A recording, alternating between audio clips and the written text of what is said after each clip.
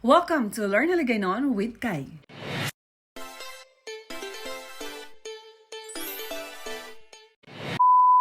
Learn Hiligaynon with me, Learn Hiligaynon with Kai.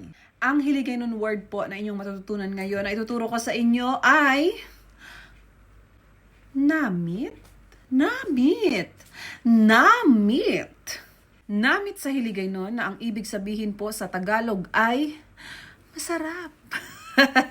Masarap, yes. Namit na pwede mong sabihin kung nagustuhan o nasarapan ka sa isang pagkain. Namit sa kape. Or di kaya nasarapan ka. Sa cake na binigay sa'yo, di kaya spaghetti. Dahil mag-aokasyon na kung ano-ano naman iniisip nyo. Pero pwede mo din sabihin yun. Pag nasarapan ka sa isang pangyayari sa buhay mo, ay kanamit. Kung may narinig naman po kayo na isang Ilonggo na nagsabi ng nami, walang T, hindi siya namit, almost pareho ang meaning nun. It's just that, depende na lang sa paggagamitan mo.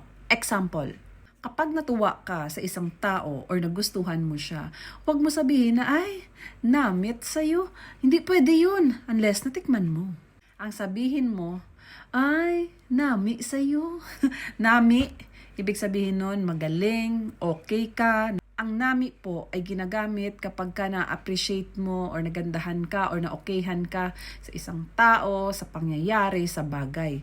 Pero kapag pagkain natikman mo, namit. Example ako, pinagluto kita ng ulam.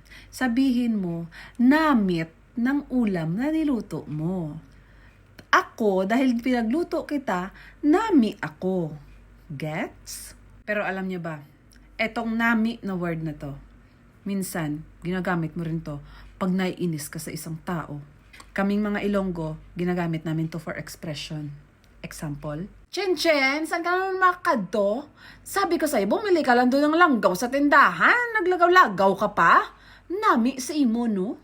Kapag pinaasa ka ng isang tao, ang sabihin mo, nami pag naubusan ka ng pagkain, aba, nami sarcastic yung na expression. Kung sa Tagalog pa, kapag kainaway ka, sabihin mo, magaling.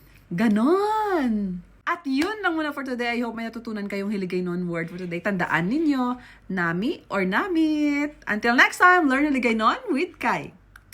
Tinunto ito.